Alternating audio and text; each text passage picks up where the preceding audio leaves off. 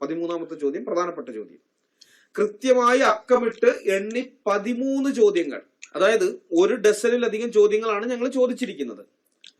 യേശുക്രിസ്തുവിന്റെ ജനനത്തിന്റെ ശാസ്ത്രീയ വശം അന്വേഷിച്ച് നടക്കുന്ന ഏതെങ്കിലും ഹിന്ദു ഞങ്ങളുടെ ചോദ്യങ്ങൾക്ക് മറുപടി തരുമെന്നാണ് ഞാൻ പ്രതീക്ഷിക്കുന്നത്. പെന്തക്കോസ്ത് പാസ്റ്ററായ അനിൽകുമാർ അയ്യപ്പൻ കഴിഞ്ഞ ദിവസം ഹിന്ദുക്കളോട് ചില ചോദ്യങ്ങൾ ചോദിച്ചുകൊണ്ട് ഒരു വീഡിയോ ഇട്ടിരുന്നു. 13 ചോദ്യങ്ങളാണ് അയ്യപ്പൻ ചോദിച്ചിട്ടുള്ളത്. ഈ ചോദ്യങ്ങൾ ചോദിക്കാനുള്ള കാരണം, ഒരാഴ്ച മുമ്പ് ഡൽഹിയിലെ ഒരു പെന്തക്കോസ്ത് ചർച്ചിൽ കുറച്ച് ഹിന്ദുക്കൾ വന്ന് ആരാധന തടസ്സപ്പെടുത്തിയിരുന്നു. ചർച്ചിൽ വന്ന ഹിന്ദുക്കൾ പാസ്റ്ററോട് ഒരു പുരുഷനില്ലാതെ മറിയം എങ്ങനെയാണ് ഗർഭം ധരിക്കുക, അത് സയൻസിന് എതിരല്ലേ എന്ന് ചോദിക്കുന്നുണ്ട്. ഹിന്ദുക്കളുടെ ഈ ചോദ്യത്തിന് മറുചോദ്യമായിട്ടാണ് ഒരു മാൻപേട പ്രസവിച്ച ഋഷ്യശൃംഗൻ്റെ കഥ മഹാഭാരതത്തിൽ നിന്ന് പൊക്കിക്കൊണ്ടുവന്ന് അനിൽ അയ്യപ്പൻ ഹിന്ദുക്കളെ ഉത്തരം മുട്ടിക്കാൻ നോക്കുന്നത്. മാൻ പ്രസവിച്ചാൽ എങ്ങനെ മനുഷ്യക്കുട്ടി ഉണ്ടാവും? മാൻ മനുഷ്യബീജം കുടിച്ചാൽ എങ്ങനെ ഗർഭിണിയാവും? മാനിൻ്റെ വയറ്റിലാണോ ഗർഭാശയം? തുടങ്ങിയ ചോദ്യങ്ങൾ ചോദിച്ച് ഭാരതീയ സാഹിത്യമായ മഹാഭാരതം യാതൊരു സയൻറ്റിഫിക് ലോജിക്കുമില്ലാത്ത അസംബന്ധമാണെന്ന് സമർത്ഥിക്കുകയാണ് അയ്യപ്പൻ ചെയ്യുന്നത്. എന്നിട്ട് യാതൊരു സങ്കോചവുമില്ലാതെ യേശു ജനിച്ചത് പരിശുദ്ധാത്മാവിൻ്റെ ഇടപെടലിലൂടെയാണ് എന്ന് പറയുകയും ചെയ്യുന്നു. സ്വാഭാവികമായ ജനനമായിരുന്നു. ലോകത്തിലെ ഏതൊരു സ്ത്രീയും എങ്ങനെയാണോ തൻ്റെ കുഞ്ഞിനെ പ്രസവിക്കുന്നത് അതുപോലെ തന്നെയാണ് മാതാവായ മറിയയും യേശുവിനെ പ്രസവിച്ചത്. എന്നാൽ യേശുക്രിസ്തു തൻ്റെ മാതാവായ മറിയയുടെ ഗർഭപാത്രത്തിനകത്ത് ഉൽപ്പാദിതമായത് ഞാനും നിങ്ങളും ഉൽപ്പാദിതമായതുപോലെ സ്ത്രീ പുരുഷ സംയോഗത്താലല്ല. മാനിൽ നിന്ന് മനുഷ്യക്കുട്ടി ഉണ്ടാവുന്നതിലെ ശാസ്ത്രം ചോദിക്കുന്ന അയ്യപ്പന് പക്ഷേ പുരുഷനില്ലാതെ സ്ത്രീ ഗർഭിണിയാവുന്നതിലെ ശാസ്ത്രം അറിയണ്ട. പാമ്പ് ആദത്തോട് സംസാരിച്ചതിലെ ശാസ്ത്രം അറിയണ്ട.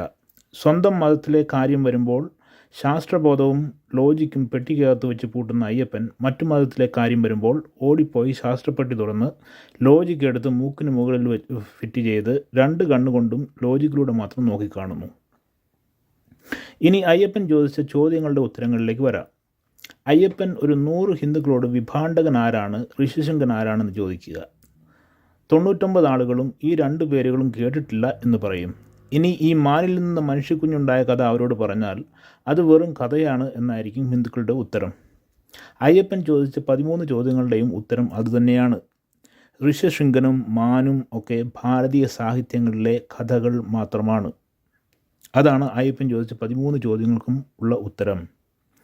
എന്നാൽ ഒരു 100 ക്രിസ്ത്യാനികളോട് യേശു ദൈവത്തിൻ്റെ പുത്രൻ പാമ്പ് ആദത്തോട് സംസാരിച്ചു, പഴം തിന്നതിനാൽ എന്നേക്കുമായി ശിക്ഷിച്ചു എന്നൊക്കെ പറഞ്ഞാൽ ആ 100 പേരും പറയും അത് സത്യമാണെന്ന്.